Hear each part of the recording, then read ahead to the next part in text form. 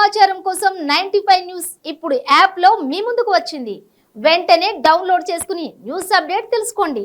ప్రతి క్షణం ప్రజాక్షేమం కోసం. ఈ రోజు అయితే మళ్ళీ గాంధీ భవన్ లో సందడి మొదలైంది. లోక్సభ ఎలక్షన్స్ కి అయితే సన్నాహాలు మొదలు పెట్టారు. ఈ రోజు అప్లికేషన్స్ తీసుకుంటున్నారు. మనతో పాటు ఇక్కడ దయాకర్ గౌడ్ గారు ఉన్నారు. వారితో ఇప్పుడు మాట్లాడేద్దాం. వారు అసలు ఎక్కడి నుంచి చేస్తున్నారు, ఎక్కడి నుంచి అప్లికేషన్ ఇచ్చారు, అన్ని డీటెయిల్స్ వారిని అడిగి తెలుసుకుందాం. నమస్తే సార్, చెప్పండి సార్ మీ గురించి ఒకసారి. ఎక్కడి నుంచి? భువనగిరి 14వ సీరియల్ నెంబరు భువనగిరి పార్లమెంట్ కు అప్లై చేసుకున్నాం. మేము ఒక నిరుపేద బిడ్డగా, గౌడ బిడ్డగా, ఒక యూనివర్సిటీలో దాదాపు ఒక 15 సంవత్సరాలుగా రాష్ట్రంలో ఉన్నటువంటి విద్యార్థి సమస్యల మీద, నిరుద్యోగ సమస్య మీద కాంగ్రెస్ పార్టీ పిలుపు మేరకు ఇవాళ కాంగ్రెస్ పార్టీ అభివృద్ధి కోసం, అధికారంలో రావడం కోసం మాలాంటి యువత అనేక ఉన్నటువంటి కష్టపడి రావడం కోసం మా కృషి చేసినాం. ఎందుకంటే గత ప్రభుత్వం మీద, నిరుద్యోగ ఇష్యూ మీద, రైతాంగ ఇష్యూ మీద, కేసీఆర్ ప్రభుత్వం మీద కూడా పోరాటం చేసినాం. తెలంగాణ తెచ్చిన బిడ్డలం కాబట్టి ఇవాళ పార్టీ కూడా మా నాయకత్వాన్ని మా యొక్క గౌరవిస్తుందని భావిస్తా ఉన్నాం.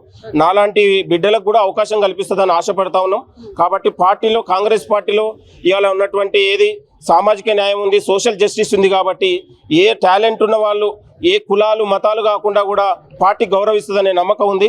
రాష్ట్ర ముఖ్యమంత్రి గారు ఒక రైతు బిడ్డ నుంచి వచ్చి ఇవాళ కష్టపడి ఇలా ఎలాంటి రాజకీయ ఉన్నటువంటి ప్రమేయం లేకుండా, రాజకీయ సమీకరణ లేకుండా కూడా రాష్ట్ర ముఖ్యమంత్రి అయింది. కాబట్టి ఆ కోణంలో మాలాంటి వాళ్ళం స్ఫూర్తి పొంది, మాలాంటి వాళ్ళం కూడా కష్టపడితే ఒక ఎంపీ కావచ్చు, ఎమ్మెల్యే కావచ్చు అనే భవిష్యత్తులో కూడా విశ్వాసం కలుగుతూ ఉంది. కాబట్టి కాంగ్రెస్ పార్టీ అంటేనే ఒక సామాజిక సమీకరణలకు, ఒక స్వయం పాలనకు, అన్ని వర్గాలకు పెద్దపీట వేస్తుందనే నమ్మకం ఉంది. కేవలం కాంగ్రెస్ పార్టీలో ఒక ప్రజాస్వామ్యం ఉంటుంది.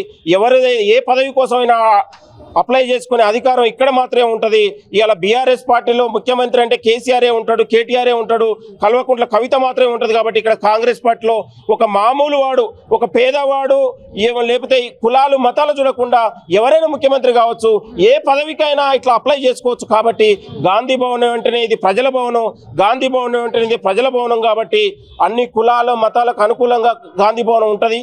కాంగ్రెస్ అంటేనే ఇది పేదల పార్టీ, ప్రజల పార్టీ. కాబట్టి మాలాంటి వాళ్ళకు విశ్వాసంతో, విధేయతోని కాంగ్రెస్ పార్టీకి పనిచేసినాం.